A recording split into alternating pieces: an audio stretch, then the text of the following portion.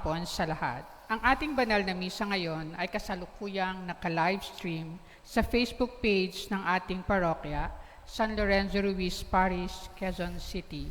Ang lahat ay pinalalahan ng manamit ng naaangkop at aktibo at magalang na makilahok sa ating pagdiriwang. Magsiluhod po ang lahat para sa panalangin sa banal na bokasyon. Sa ngalan ng Ama, ng Anak at ng Espiritu Santo. Amen.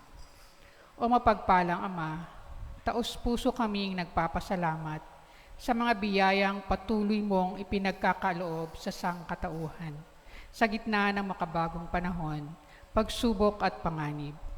Dakilang Ama sa langit, itulot mo na ang bawat tahanan, ipunla una sa lahat ang pag-ibig sa Diyos, pangalawa sa kapwa. Pagkalooban mo ng ibayang paglingap at pag-ingat ang mga kabataan. Nawa, may talaga nila ang sarili sa araw-araw na panalangin. Tahakin ang daan tungo sa dakilang misyon ng paglilingkod. Manaig nawa ang bukal na hangaring ilaan ang kanilang buhay bilang handog sa iyo. Gawin mo silang matatag sa pagtanggap ng paghihirap at paglaban sa tukso. Tungo sa adhikaing maging tagapagpalaganap ng iyong salita at tagapagligtas ng mga kaluluwa. Sa pamamagitan ni Jesucristo, aming manunubos, at ni Maria, aming mahal na ina, ang sambayanang Katolika ay taimtim na nagsusumamo, tingin ang aming mga dalangin.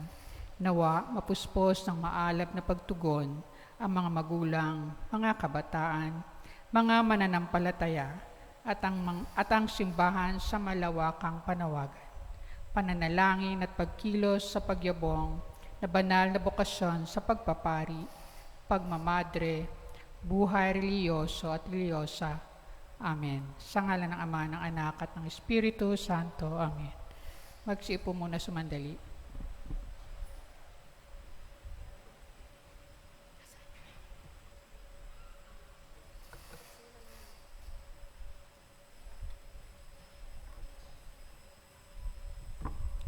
Please all kneel.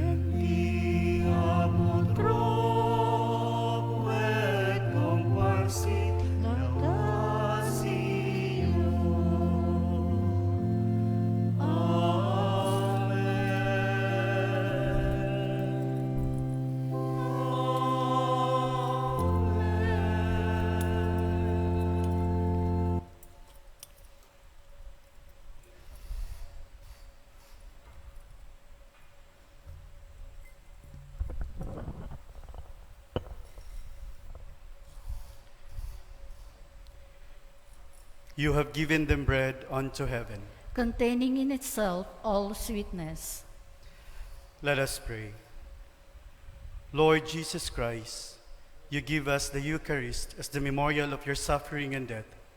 May our worship of the sacrament of your body and blood help us to experience the salvation you won for us and the peace of the kingdom, where you live with the Father and the Holy Spirit, one God forever and ever. Amen.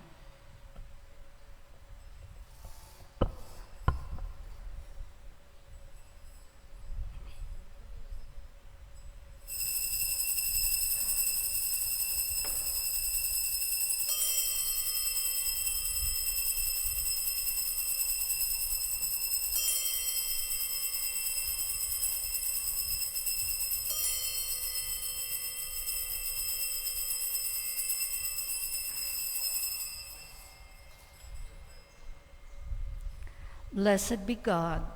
Blessed be his holy name. Blessed be Jesus Christ, true God and true man. Blessed be the name of Jesus. Blessed be his most sacred heart. Blessed be his most precious blood. Blessed be Jesus in the most holy sacrament of the altar. Blessed be the Holy Spirit, the Paraclete. Blessed be the great Mother of God, Mary most holy. Blessed be her holy and immaculate conception. Blessed be her glorious assumption. Blessed be the name of Mary, Virgin and Mother. Blessed be Saint Joseph, her most chaste spouse. Blessed be God, in his angels and in his saints. Amen. Please all stand.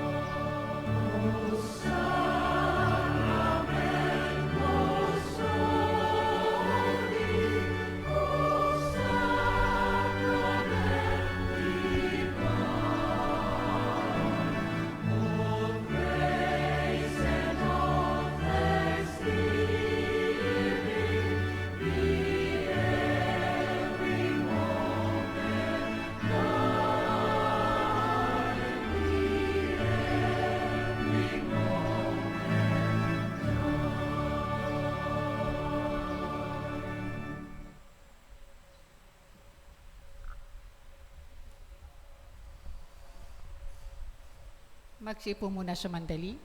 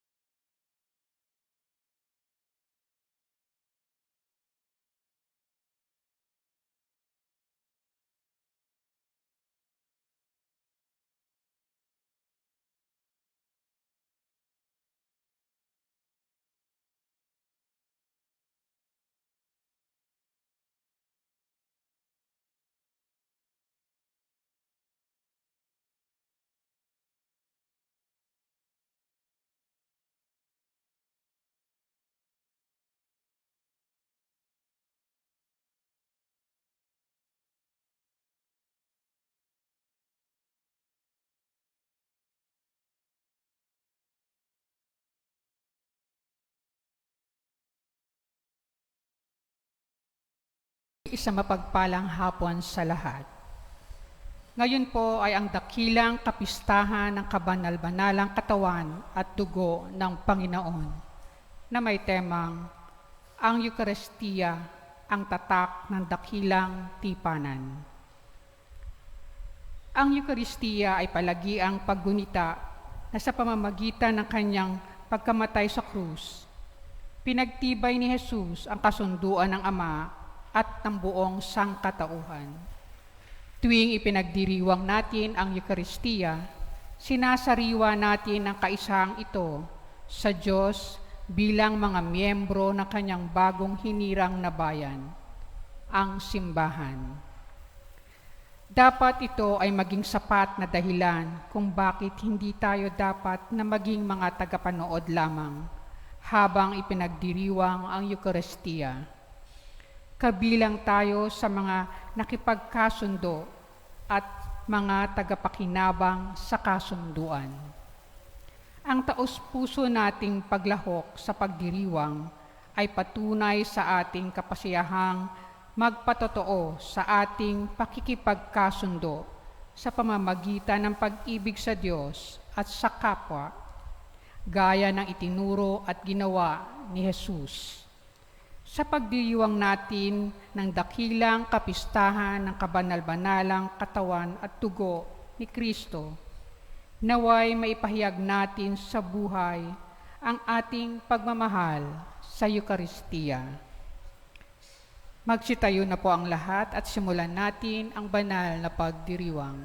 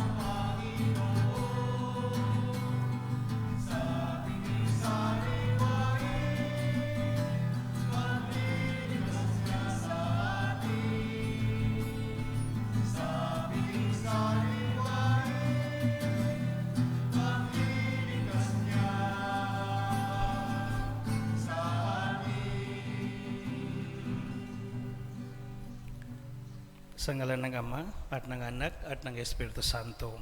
Amen. Papuri at parangal kay Jesucristong tagapaghatid ng bagong tipan. Ang kanyang biyaya at kapayapaan ay suminyong lahat. At sumairin. Mga kapatid, magandang hapon po sa inyong lahat. Gandang hapon, Father. Bawat pag-aalay ng Eucharistia ay pagsasariwa sa mapagligtas ni tipang nagbubuklod sa ating sa Diyos. Bilang paghahanda, manahimik tayo sandali at gunitain ang ating mga pagkakasala at ihiling sa Panginoon ang kapatawaran.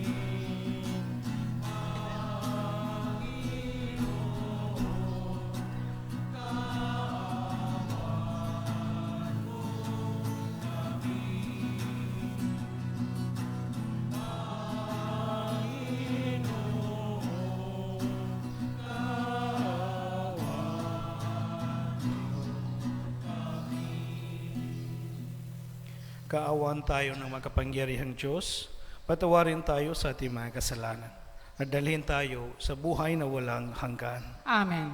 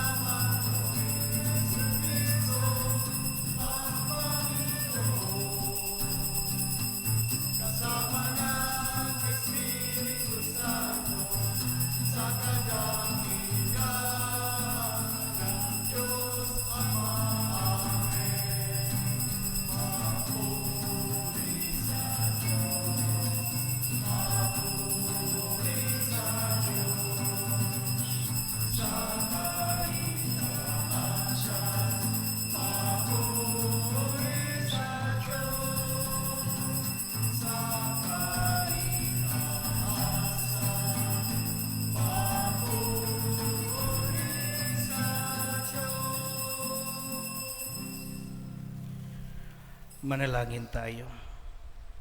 Diyos na totoo at tao naman totoo, Panginoong namin Hesu Kristo, ang huling hapunan ay inilagak mo para kami magkasalo-salo sa alaala ng iyong pagpapagasakit ukol sa mga tao. Ipagkaloob mo ang aming kahilingang, ang iyong katawan at dugo ay aming idangal sa pagdiriwang upang ang dulot mong kaligtasan ay lubos naming mapakinabangan. Kasama ng Espiritu Santo, magpasawalang hanggan. Amen.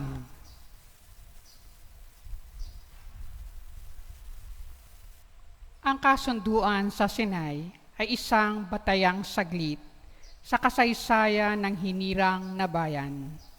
Kaya naman ang pagpapatibay rito ay matapat na nakatala sa Biblia para alalahanin at angkinin ang lahat ng salinlahi. Pagbasa mula sa aklat ng Eksodo. Noong mga araw na iyon, lahat ng inuutos ng Panginoon ay sinabi ni Moises sa mga Israelita. Ang mga ito namay parang iisang taong sumagot. Lahat ng inuutos ng Panginoon ay susundin namin. Isinulat ni Moises ang lahat ng utos ng Panginoon. Kinabukasan, maagang-maaga siyang nagtayo ng altar sa paanan ng bundok. Nagtayo rin siya ng 12 bato na kumakatawan sa 12 lipi ni Israel. Pagkatapos, inutusan niya ang ilang kabataang lalaki na magdala sa altar ng mga handog na susunugin. Sila rin ang inutusan niyang pumatay ng mga hayop na gagamiting handog sa pakikipagtipan sa Panginoon. Ang kalahati ng dugo na pinatay na hayop ay inilagay niya sa malalaking mangkok at ang kalahati ibinuhos niya sa altar. Kinuha niya ang aklat ng tipan at binasa ng malakas. Sabay-sabay namang tumugon ang mga Israelita. Susundin namin ang lahat ng utos ng Panginoon. Pagkatapos, kinuha ni Moises ang mga mangkok ng dugo at winisika ng mga tao. Sinabi niya, ang dugong ito ang siyang katibayan ng pakikipagtipang ginawa sa inyo ng Panginoon sa pagbibigay sa inyo ng kautosang ito. Ang salita ng Diyos. Salamat sa Diyos. Sa Panginoong tumubos, kalis ng inumi, handog. Sa Panginoong tumubos, kalis ng inumi handog. Sa Diyos ko't Panginoon, anong aking ihahandog? Sa lahat ng kabutihan na sa akin ay kaloob.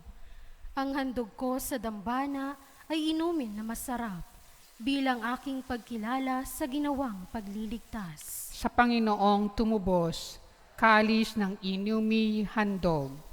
Masakit sa kalooban ng puon kung may papanaw.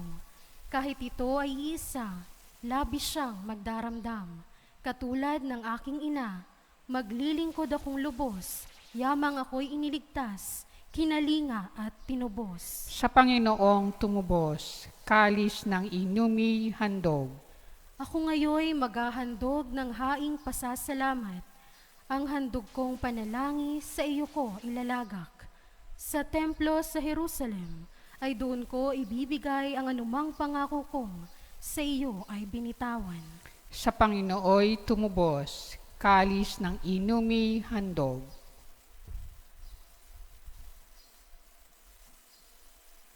Si Jesucristo ay hindi lamang siyang tagapamagitan at punong saserdote ng bagong kasunduan, kundi siya ring handog mismo sa kanyang dugong pinagtibay ang bagong kasunduan. Pagbasa mula sa sulat sa mga Hebreo. Mga kapatid, dumating na si Kristo ang dakilang saserdote ng bagong tipan. Siya ay naglilingkod doon sa sambahang lalong dakila at walang katulad. Hindi ginawa ng tao, alalaong bagay wala sa sanlibutang ito.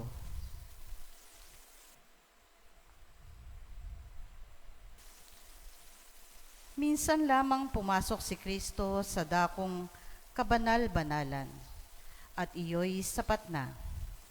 Hindi dugo ng kambing at bisirong baka ang dala niyang handog, kundi ang sariling dugo sa ikapagpapatawad ng mga kasalanan natin.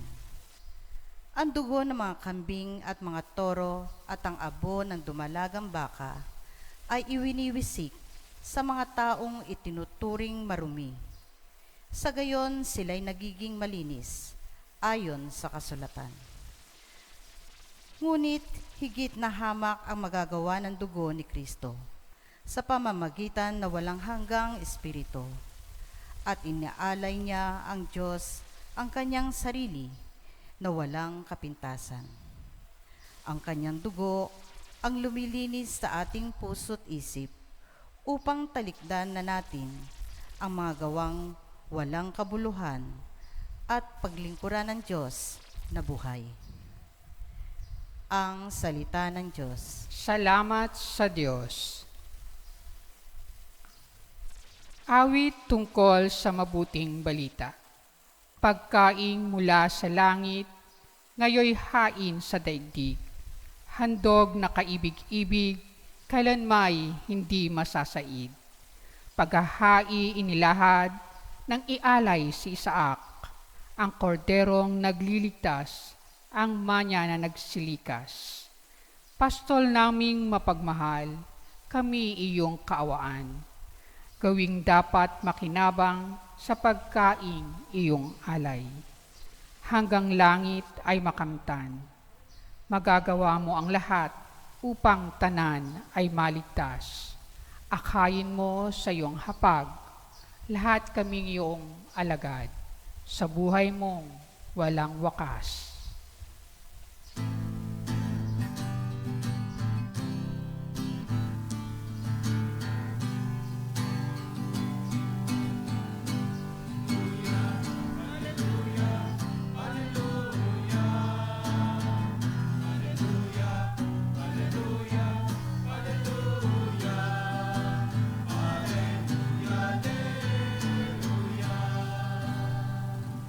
Pagkaing dulot ay buhay. Si Jesus na po ang mahal, buhay natin siya'y kailanman.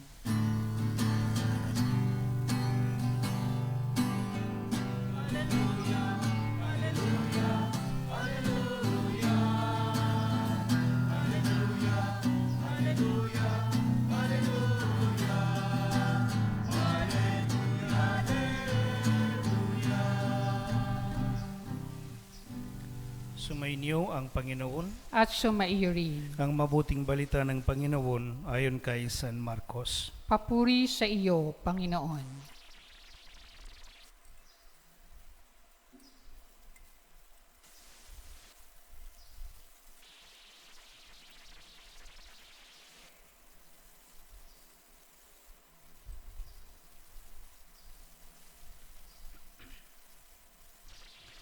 Unang araw ng pista ng tinapay na walang lebadura, araw ng pagpatay ng kordero para sa Paskwa. Tinanong si Jesus ng kanyang mga alagad, "Saan po ninyo ibig na ipaghanda namin kayo ng hapunang pangpaskwa?" Inutusan niya ang dalawa sa kanyang mga alagad, "Pumunta kayo sa bayan, may masasaloob kayong isang lalaki na may dalang isang bangag tubig. Sundan ninyo siya sa bahay na kanyang papasukan at sabihin ninyo sa may-ari, ipinatatanong po ng guro kung saan silid siya maaring kumain ng hapunang pangpaskwa kasalo ng kanyang mga alagad. At ituturo niya sa inyo ang isang malaking silid sa itaas na mayroon ng kagamitan. Doon kayo maghanda para sa atin." Nagtungo sa bayan ang mga alagad at natagpuan nga nila roon ang lahat gaya ng sinabi niya sa kanila. At inihanda nila ang hapunang pangpaskwa. Samantalang sila'y kumakain, dumampot ng tinapay si Jesus at matapos magpasalamat sa Diyos ay kanyang pinaghati-hati at ibinigay sa mga alagad. "Kunin ninyo, ito ang aking katawan," wika niya. hinawakan niya ang kalis at matapos magpasalamat ay ibinigay sa kanila at uminom silang lahat. Sinabi niya, ito ang aking dugo ng tipan, ang dugong mabubuhos dahil sa marami. Sinasabi ko sa inyo, hindi na ako iinom ng alak na mula sa ubas hanggang sa araw na inumin ko ang bagong alak sa kaharian ng Diyos. Umawit sila ng isang himno at pagkatapos nagtungo sa bundok ng mga olibo. Mga kapatid, ang mabuting balita ng Panginoon. Pinupuri ka namin, Panginoong Heso Kristo.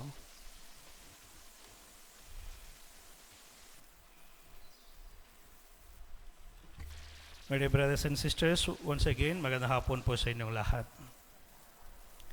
Ngayon ipinagdiriwang natin ang dakilang kapistahan ng kabanal-banalan katawan ng dugo ng Panginoon o ang tawag natin Corpus Christi.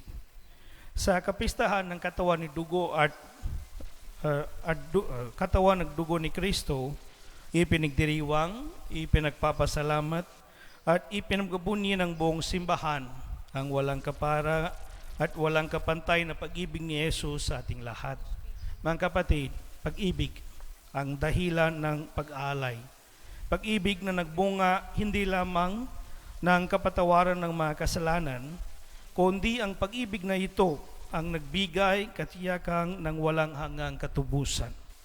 At sa bawat pagdiriwang ng banal na misa, mulit-muling piraranasan sa atin ni Jesus ang dakilang pag-ibig na ito sa ating lahat. So, love is the reason. Behind all, it is the reason that God sent His only Son. It is the reason Jesus offered His life and established the Eucharist. Ugatin po natin ang ating ipinagdiriwang. Sa lumang tipan, in the Old Testament, particularly sa unang pagbasa mula sa aklat ng Exodo, ipinahayag ang isang uri ng pag-aalay noong panahon ni Moises. Ang pag-aalay ng mga handog na susunugin. Ay tawag natin burnt offering. Ang handog ay mga hayop katulad ng kambing o kaya'y baka. Ang handog ng mga hayop ang gamit sa pakikipagtipan ng bayan ng Israel sa Panginoon. So mga kapatid, nagiging ganap ang ritual ng pag-aalay sa pamamagitan ng pagbubuhos ng dugo. Ito ang pinakamahalagang bahagi ng pag-aalay. Binubuhos at biniwisik ang dugo mula sa alay na hayop. Una sa altar ng Panginoon, and then ikalawa, ito'y biniwisik sa mga tao. So ito ang lumang tipanan. No? God makes a covenant with the Israelites, no, through the blood and the blood of the animals. But of course, itong dugo, hindi dugo ng Diyos, hindi dugo ng tao, kundi dugo ng mga handog or mga alay. So sa pamagitan ng ritual na ito, na ipapahayag na ang bawat Israelita ay kadugo ng Diyos ng bawat isa. Nilinis ng dugo ng hayop ang mga kasalanan ng mga tao kung kaya't sila ay nagiging marapat ng sumamba sa Diyos. So this is a preparation, actually, cleansing ritual before they bring their offerings to God every year. So taon-taon na, it's the custom, the tradition of the Israelites to offer a sacrifice for all the graces and blessings. At the same, that's why they need to be purified before offering. Kaya nga, they do this one para sa cleansing of their sins. Pero ang lumang tipan ay pinapalitan ng bagong tipan. Ito ang salaysay at pagpapahayag ng ikalawang pagbasa mula sa sulat sa mga Hebreo. Higit na di hamak ang magagawa ng dugo ni Kristo. Sa pamamagitan ng walang hangang espiritu, ay inialay niya sa Diyos ang kanyang sariling walang kapintasan. So the sacrifices of old removed ceremonial defilement. As I said, this purification it's a kind of a ceremony. It's an external, my dear brothers and sisters, external cleansing. Because they're offering ang dugo ng hayop, mga alay, not anything from their personal. So, ngunit, ang dugo ni Jesus, no, sa ating ikalawang pagbasa na ang lumilinis sa ating puso at isip. Imagine, no? This is the internal. It cleanses our conscience, our heart, our mind, our thoughts, our whole self from all the defiles, from all the stains of sin. That is the power of the blood of Christ, my dear brothers and sisters. Lumilinis sa ating puso at isip upang talikdan na natin ang mga gawang walang kabuluhan at paglingkuran ng Diyos na buhay. Ang kanyang sakripisyo, ang pag-aalay ni Jesus ng kanyang sariling dugo ay higit na mahalaga. So this is above all, no? Once for all and above all, my dear brothers and sisters. Ito ay dahil ang inaalay ay ang kanyang sariling buhay. Kasi hindi na dugo ng mga animal sa mga gamit at mga bagay ng mundo. Isang sariling buhay, sariling dugo, katawan ng dugo na inialay ni Jesus para sa atin. Kaya nga ito, no, nga, it made a new covenant, my dear brothers and sisters. So sa pamagitan nito, pinasinayaan din niya ang isang bagong tipan. Ang tipan, ang pangako ay buhay na walang hanggan. So that's why Jesus said, whoever eats my blood, my body, and drink my blood will have eternal life. Ito na, my dear brothers and sisters. The covenant is that hindi lamang na nalilinis ng ating mga puso, ating mga kasalanan, our past sins, but also this gives us a hope for our future. Sa ating ebanghelyo, pinasisinayan ni Jesus ang kanyang katangi-tanging alaala para sa ating lahat. Ang banal na misa, no, this is he established the Eucharist, ang pagsasalo ng magkakapatid at magkakadugo. Ang pagsasalo na nagbubuklod sa ating lahat bilang mga anak ng Diyos. So sa pamagitan ng Eucharistia, tayo naging pamilya, naging mga anak ng Diyos, my dear brothers and sisters. Kaya nga, Eucharist is always an offering for all of us, an invitation, a banquet. Ang tawag natin nga ay piging, no? Banquet. Because this is a celebration that Jesus is offering us araw-araw, lalo na ngayong araw, tuwing linggo. So, and then we are also given this opportunity to receive body and blood of Christ, no? Nga pwede raman tanggapin natin ang katawan ng dugo ni Kristo sa araw-araw sa mga misa. So, kaya nga, my dear brothers and sisters, how fortunate we are, how blessed we are. And then, because of the generosity, especially the unconditional love of God, love of Jesus, no, He made this reality that we can receive Jesus, no, every day in our Mass or in your Eucharist, my dear brothers and sisters. So, this is the love, all about love. Ang dakilang pag-ibig ng Diyos, mga kapatid. So po mga kapatid, ang tanong ay, ano ang nararapat natin maging tugon sa ganitong uri ng pag-ibig? Diba, it's a covenant. Ibig sabihin, it must have two sides. Hindi lamang one side. Dapat na both sides. Now God is offering His love, Himself, no, Eucharist. And then, ano po ang tugon natin? Ano po ang response natin sa lahat mga biyaya sa bagong buhay, sa buhay na walang hanggan, bagong tipan? Ano po ang tugon natin? Of course, the best thing that we can say is the Eucharistia. No, yung kahulugan is pagpapasalamat, thanksgiving. So that means we must always be grateful to the God, no, who gives us everything, lalo na who gives us the Eucharist, my dear brothers and sisters. So that's why, my dear brothers and sisters, but Saint Augustine says, no, very beautifully, but it's also challenging. Sabi niya, be what you receive.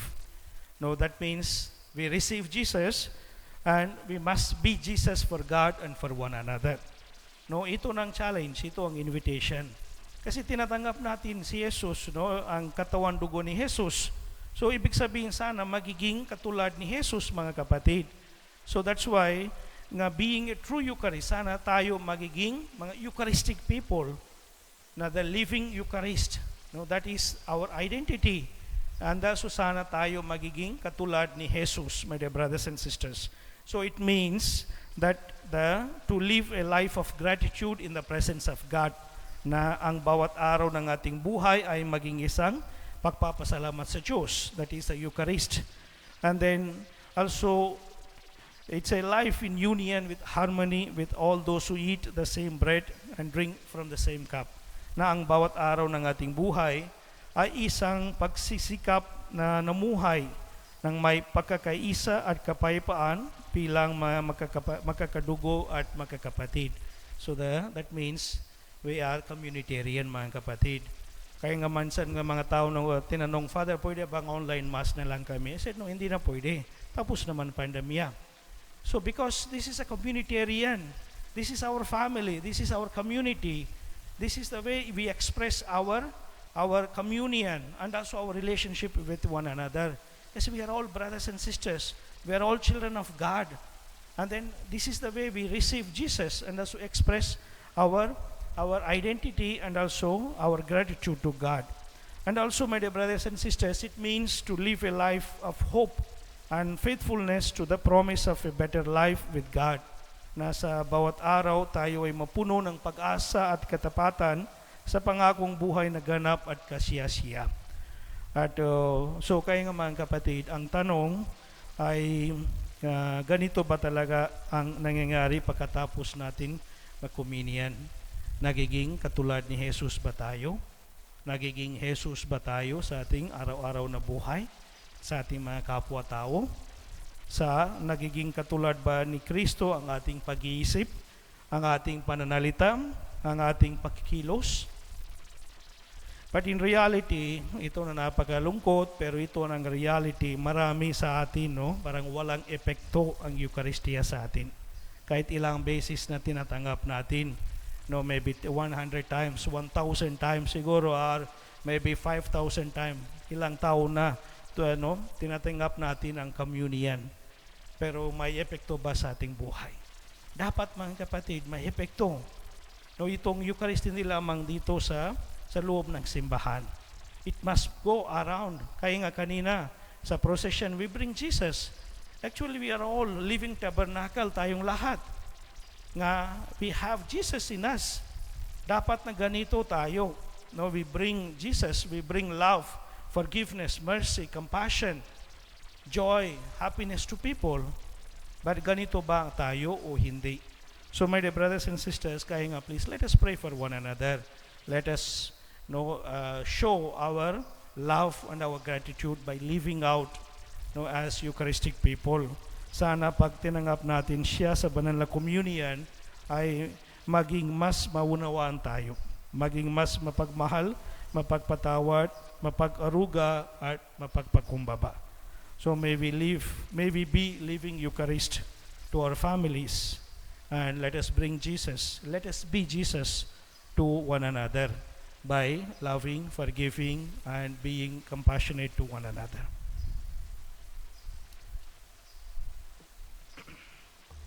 Magstayo pong lahat.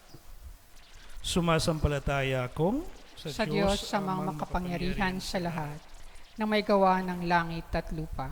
Sumasampalataya ako kay Jesucristo, iisang anak ng Diyos, Panginoon nating lahat. Nagkatawang tao siya lalang ng Espiritu Santo, pinanganak ni Santa Mariang Birhen, pinagpakasakit ni Poncio Pilato, pinako sa krus, namatay, inilibing, nanaog sa kinaroroonan ng mga yumao, na may 3 araw na buhay na magli, umakyat sa langit, naluluklok sa kanan ng Diyos, amang makapangyarihan sa lahat. Doon magmumulang paririto at huhukom sa nangabubuhay at nangamatay na tao. Sumasampalataya naman ako sa Diyos Espiritu Santo, sa banal na simbahang Katolika, sa kasamahan ng mga banal, sa kapatawaran ng mga kasalanan, sa pagkabuhay na muli ng nangamatay na tao, at sa buhay na walang hanggan. Amen. Mga kapatid, bunsod ng pasasalamat sa dakilang kaloob ng Eucharistia at hatid ng taos-pusong panananalig sa walang hanggang awa ng ating banal na tagapagligtas. Tayo'y magdulot sa Kanya ng ating mga kahilingan. At itutugon, Panginoon, alang-alang sa iyong katawan nagdugo, pabanalin mo kami. Panginoon, alang-alang sa iyong katawan at dugo, pabanalin mo kami. para sa simbahan na siyang katawang mistiko ni Kristo.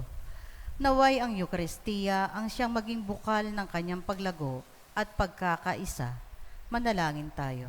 Panginoon, alang-alang sa iyong katawan at dugo, pabanalin mo kami. Para sa Santo Papa, mga obispo, pari at laikong naglilingkod sa Eukaristiya. Naway ang mga buhay nila'y maging kapanipaniwalang saksi sa kabanalan ng Eukaristiya at sa banal na paglilingkod. Manalangin tayo sa Panginoon. Panginoon, alang-alang sa iyong katawan at dugo, pabanalin mo kami. Para sa mga may sakit, mga naaapi at nangungulila, makatagpo nawa sila ng Eukaristiya na tiyak na bukal ng pag-asa at kaligtasan. Manalangin tayo. Panginoon, alang-alang sa iyong katawan at dugo, pabanalin mo kami. Para sa kabataan ng ating bayan, naway makatagpuan nila sa Eukaristiya ang hinahangad nila sa buhay at ang espiritual na pampalusog na kanilang kailangan tungo sa katuparan ng kanilang pangarap. Manalangin tayo. Panginoon, alang-alang sa iyong katawan at dugo, pabanalin mo kami. Para sa ating pamayanan at bawat isa sa atin, naway ang Eukaristiya ang maging bukal ng ating pagkakaisa at inspirasyon para sa buhay na paglilingkod. Manalangin tayo. Panginoon, alang-alang sa iyong katawan at dugo, pabanalin mo kami. Para sa lahat ng mga migranting umiiwas sa gutom at gera na napipintong mangibang bayan, sa kabila ng panganib at karahasan, makatagpo nawa sila na matanggap ang at paggalingan ng bayang magbubukas ng pintuan sa kanila. Manalangin tayo. Panginoon, alang-alang sa iyong katawan at dugo, pabanalin mo kami. Tahimik po nating ipanalangin ang ating mga sariling kahilingan at ang mga kahilingang ating inaalay para sa banal na misa.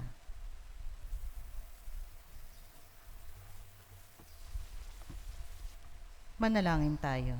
Panginoon, alang-alang sa iyong katawan at dugo, pabanalin mo kami.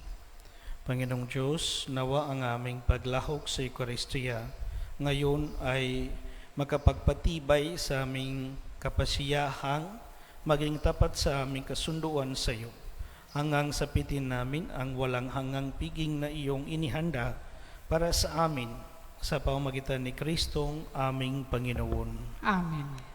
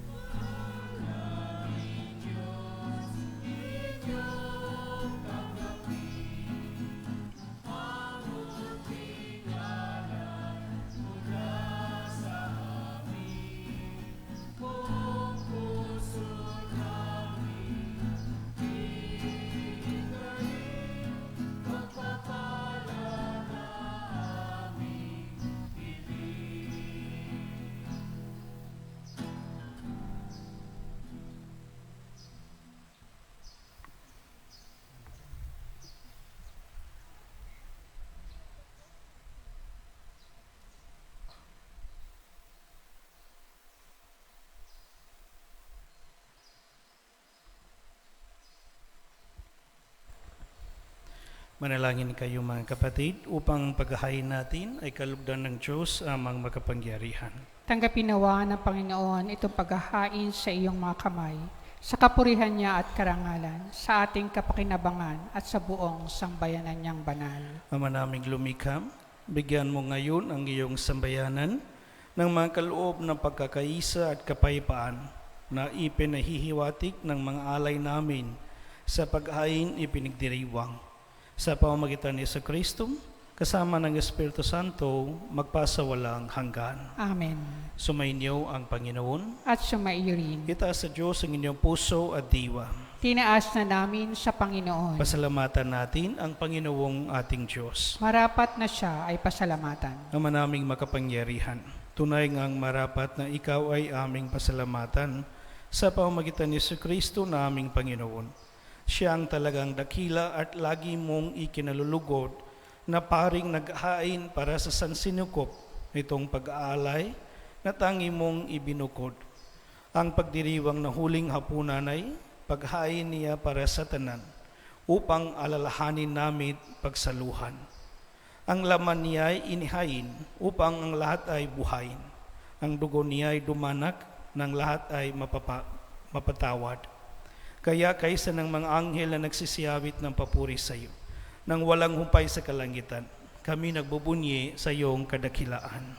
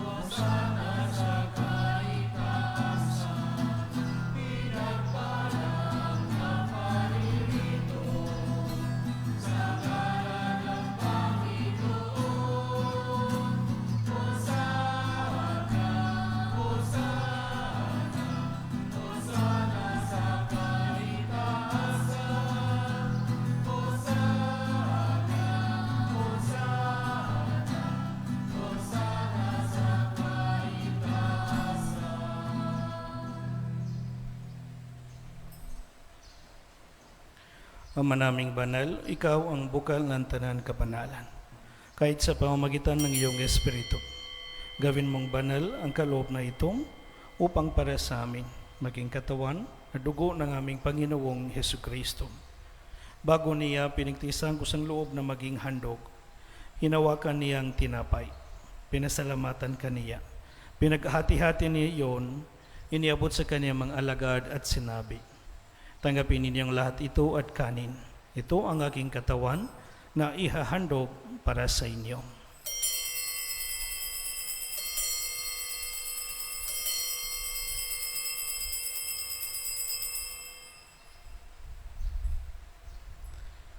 Gayon din naman, noong matapos ang hapunan, hinawakan niyang kalis. Muli kaniyang pinasalamatan. Iniabot niyang kalis sa kanyang mga alagad at sinabi, tanggapin ninyong lahat ito at inumin. Ito ang kalis ng aking dugo, ng bago at walang hangang tipan.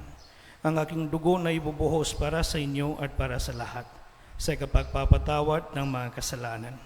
Gawin ninyo ito sa pag-alaala sa akin.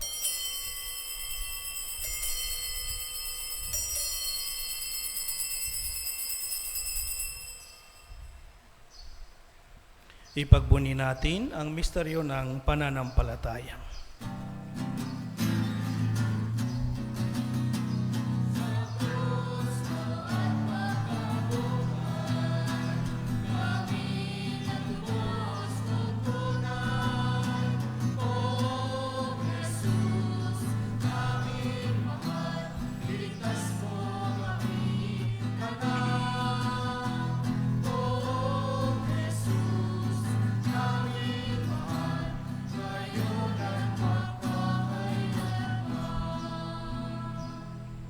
Ama, ginagawa namin ngayon ang pag-alala sa pagkamatay at muling pagkabuhay ng iyong anak.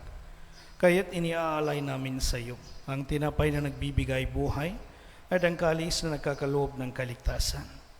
Kami nagpapasalamat dahil kami iyong minarapat na tumayo sa harap mo para maglingkod sa iyo. Isinasamo namin kami magsasalo-salo sa katawan ng dugo ni Kristo ay mabuklod sa pagkakaisa sa pamamagitan ng Espiritu Santo. Ama, lingapin mo ang iyong simbahan laganap sa buong daigdig. Puspusin mo kami sa pag-ibig kaysa ni Francisco, naming Papa, at ni Roberto, naming Obispo, at ng Tanan Kaparian. Alalahanin mo rin ang mga kapatid namin na himlay, nang may pag-asang sila'y muling mabubuhay. Gayon din ang lahat ng mga pumanaw. Kaawaan mo sila at patuloyin sa iyong kaliwanagan. Kaawaan mo at paging dapatin kaming lahat na makasalo siyang buhay na walang wakas. Kaysa ng mahal na Birhen Maria na ina ng Diyos, kay San Jose, ang esposo niya, kaysa ng mga apostol at ng lahat ng mga banal na namuhay dito sa daigdig ng kalugod-lugod sa iyo. Maipagdiwang nawa namin ang pagpapuri sa kararangal mo sa pamamagitan ng iyong anak na aming Panginoong Hesukristo. Sa pamamagitan ni Kristo, kasama niya at sa Kanya, ang lahat ng parangal at papuri ay sa iyo, Diyos amang makapangyarihan, kasama ng Espiritu Santo, magpasawalang hanggan.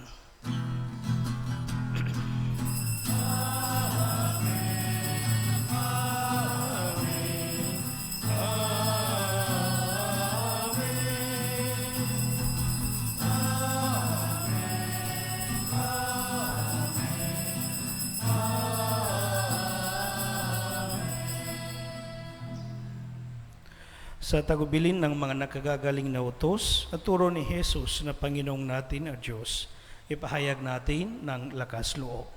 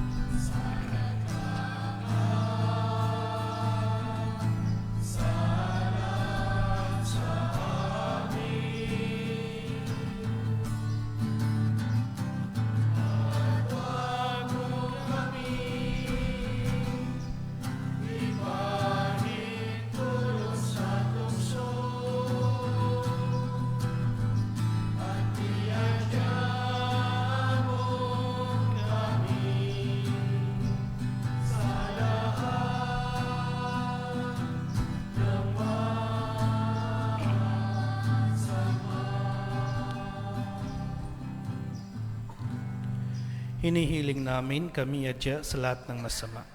Pagkalooban ng kapayapaan araw-araw, iligtas sa kasalanan, at ilayo sa lahat ng kapahamakan. Samantalang amin pinananabikan ang dakilang araw ng pagpapahayag ng tagapagligtas namin si Jesucristo. Sapagkat iyo ang kaharian at ang kapangyarihan at ang kapurihan magpakailanman. Amen. Panginoong Yesukristo, sinabi mo sa iyong mga apostol, kapayapaan ang iniwan ko sa inyo. Ang aking kapayapaan ang ibinibigay ko sa inyo. Tunghayan mo ang aming pananampalataya at huwag ang aming pagkakasala. Pagkalooban mo kami ng kapayapaan at pagkakaisa ayon sa iyong kalooban. Kasama ng Espiritu Santo, magpasawalang hanggan. Amen. Ang kapayapaan ng Panginoon ay laging sumainyo. At sumaiyo rin. Magbigayin kayo ng kapayapaan sa isa't isa.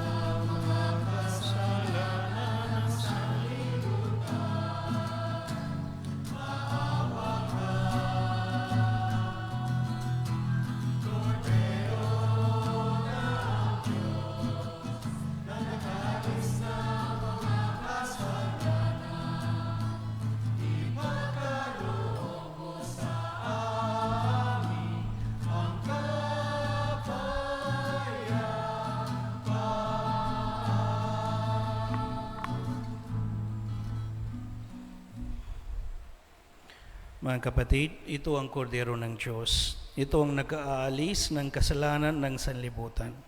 Mapalad ang mga inanyayahan sa kanyang piging. Panginoon, hindi ako karapat-dapat na magpatuloy sa iyo, ngunit sa siyang salita mo lamang ay gagaling na ako.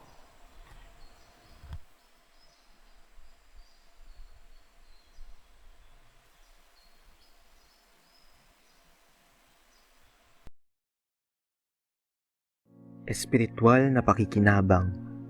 O Jesus ko, naniniwala ako na ikaw ay tunay na naririyan sa banal na sakramento. Minamahal kita ng higit sa lahat at ninanais ko na ikaw ay tanggapin sa aking kaluluwa. Bagamat sa sandaling ito ay hindi kita matatanggap sa paraang sakramental, pumarito ka man lamang sa aking puso sa paraang espiritual.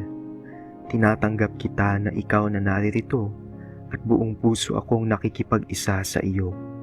Huwag mong pahintulutang ako'y mapahiwalay sa iyo. Amen.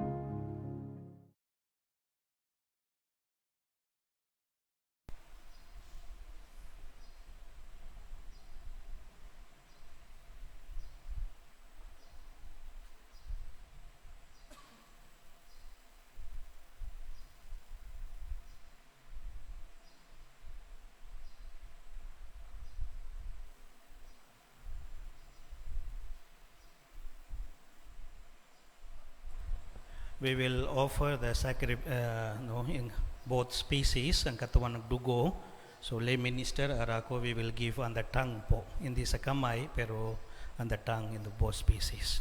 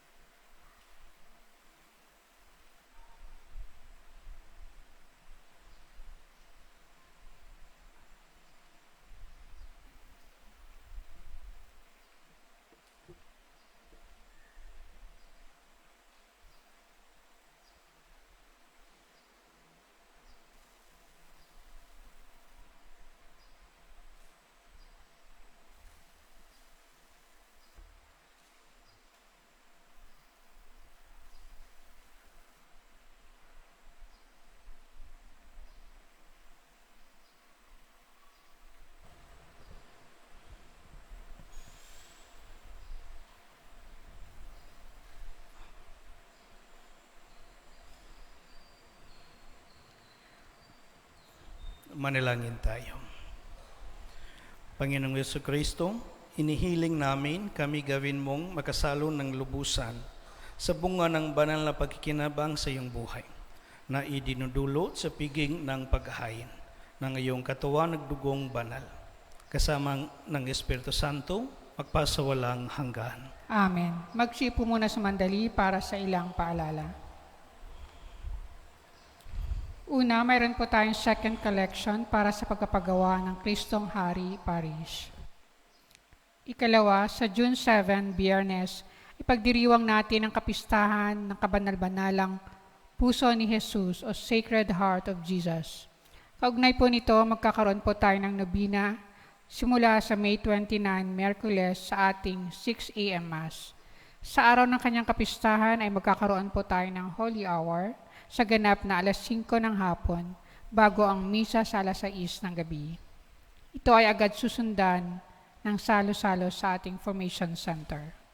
Ikatlo, mayroon po tayong Dawn Rosary sa June 8 kasabay sa paggunita natin sa kapistahan ng kalinis-linisang Puso ni Maria. Para sa karagdagang detalye, makipag-ugnayan po sa kanilang mga BEC coordinator. Maraming salamat po. Magsitayo po ang lahat. Maraming salamat po sa inyong lahat, lalo na sa lahat mga sacristan, lay ministers, at lahat na sumali sa ating procession kanina. No? So, this is a traditional procession because it's a way of expressing, bringing Jesus to our areas. No? So, may we have all the blessings of the Jesus especially, may we live as Eucharistic people. Sumainyo ang Panginoon. At sumayo rin. Magsuy ka kayo at ipanalangin ang pagpapala ng Diyos. Naway itulot ng Ama ng awa na kayo'y maging tapat sa kasunduan pinagtibay ng dugo ni Kristo. Amen. Pagkalooban niya nawa kayo ng lakas para mapagbago ang inyong buhay at ito'y maging isang palaging pagdiriwang ng Eukaristiya. Amen. Naway iligtas niya kayo sa lahat ng panganib at akayin sa daan ng kapayapaan. Amen. At pagpalain nawa kayo ng makapangyarihang Diyos, Ama, Anak at Espiritu Santo. Amen. Humay kayo sa kapayapaan ni Kristo at taglayng lagi ang Eukaristiya sa inyong buhay. Salamat sa Diyos.